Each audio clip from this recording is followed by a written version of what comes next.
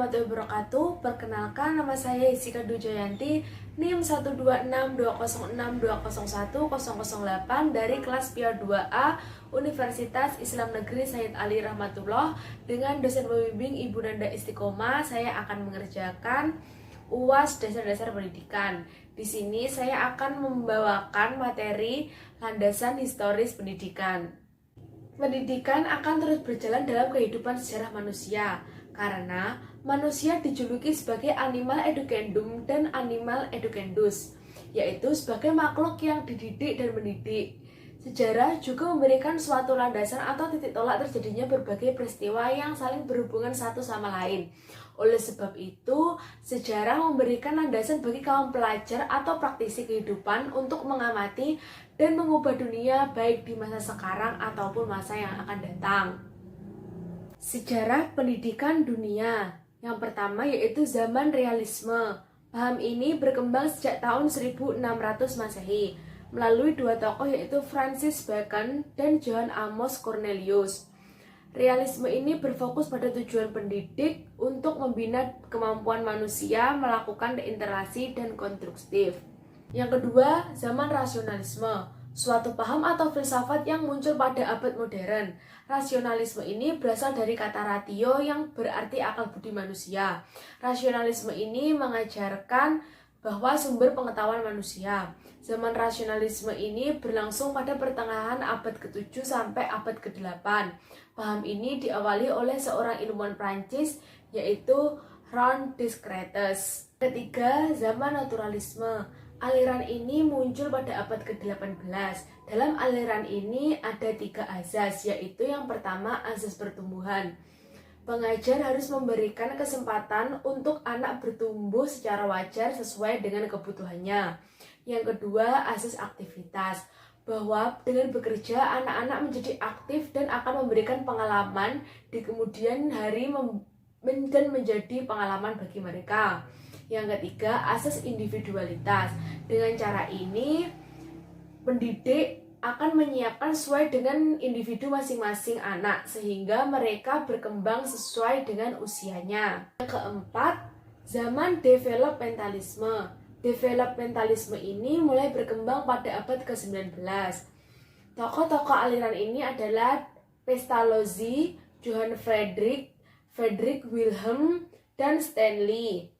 Paham ini menekankan pada perkembangan keilmuan dan strategi meningkatnya daya kerja dan kreativitas pertumbuhan karakter dalam diri. Yang kelima yaitu zaman nasionalisme. Zaman nasionalisme ini muncul pada abad ke-19 dan merupakan upaya dalam bentuk patriot-patriot bangsa dan mempertahankan dari kaum imperialis. Yang keenam yaitu zaman liberalisme, positivisme, dan individualisme. Zaman ini lahir pada abad ke-19.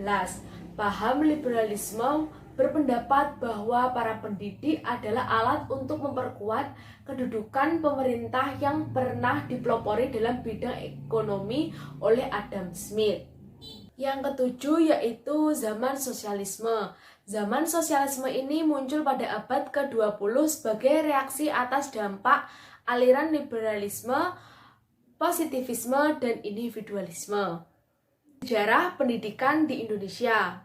Yang pertama, zaman kerajaan Hindu-Buddha. Paham Hinduisme dan Buddhisme ini datang ke Indonesia sekitar abad ke-21 Masehi. Hinduisme dan Buddhisme ini adalah dua paham yang berbeda. Namun di Indonesia memiliki kesamaan sinkretisme, yaitu keyakinan mempersatukan figur Siwa dengan Buddha sebagai satu sumber yang maha tinggi. Yang kedua, yaitu zaman kerajaan Islam. Islam masuk ke Indonesia akibat adanya perdagangan di pelayaran internasional. Islam masuk di Indonesia pada abad ke-13 yang dibawa oleh pedagang berasal dari bangsa Arab, Gujarat, dan Persia. Yang ketiga, yaitu zaman kolonial. Bangsa Portugis dan Spanyol masuk ke Indonesia pada abad ke-16 dengan tujuan Gold Glory Gospel. Yang keempat, yaitu zaman Orde Lama. Kemerdekaan yang berhasil diraih oleh bangsa Indonesia pada tahun 1945 ternyata masih menjadikan Belanda ingin kembali ke bumi Nusantara. Insinyur Soekarno selaku Presiden Republik Indonesia yang pertama Kemudian muncul dengan visi cemerlang membawa semangat nation and character building dalam dunia pendidikan. Yang kelima yaitu zaman Orde Baru. Perpindahan kekuasaan oleh Orde Lama ke Orde Baru yaitu digerakkan berdasarkan analisis yang menyebutkan bahwa banyak kebijakan pemerintahan Orde Lama yang telah melenceng dari Undang-Undang Dasar 1945 dan Pancasila. Yang keenam yaitu zaman reformasi. Zaman reformasi ini ditandai dengan lengsernya rezim Soeharto pada tahun 1998 dari kursi kepemimpinan setelah 32 tahun memimpin Indonesia, kemudian digantikan dengan B.J. Habibie. Landasan historis kependidikan Indonesia.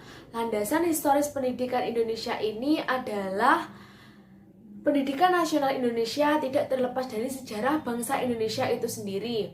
Bangsa Indonesia terbentuk melalui suatu proses sejarah yang cukup panjang, sejak zaman Kerajaan Kutai, Sriwijaya, Majapahit, sampai datangnya bangsa lain yang menjelajah serta menguasai bangsa Indonesia.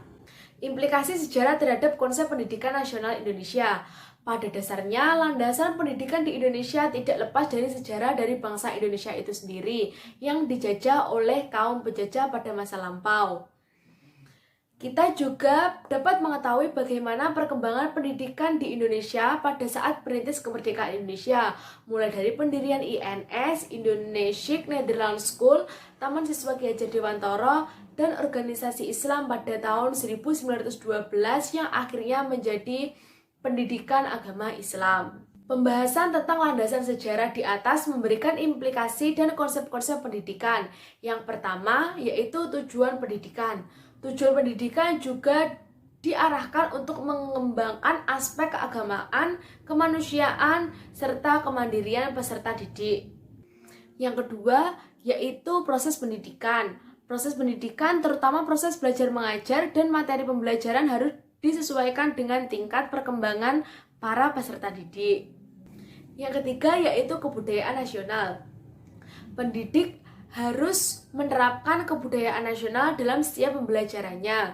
Emil Salim mengatakan bahwa puncak kebudayaan daerah akan menjadi identitas bangsa Indonesia supaya tidak tertelan oleh kebudayaan global. Yang keempat yaitu inovasi-inovasi pendidikan. Inovasi-inovasi harus bersumber dari hasil penelitian pendidikan di Indonesia, bukan sekedar konsep-konsep dari dunia barat, sehingga diharapkan pada akhirnya membentuk konsep-konsep pendidikan yang bercirikan Indonesia. Terima kasih, itu tadi materi dari saya. Bila ada salah kata mohon dimaafkan. Wallahul muwaffiq ila aqwamit thoriq. Wassalamualaikum warahmatullahi wabarakatuh.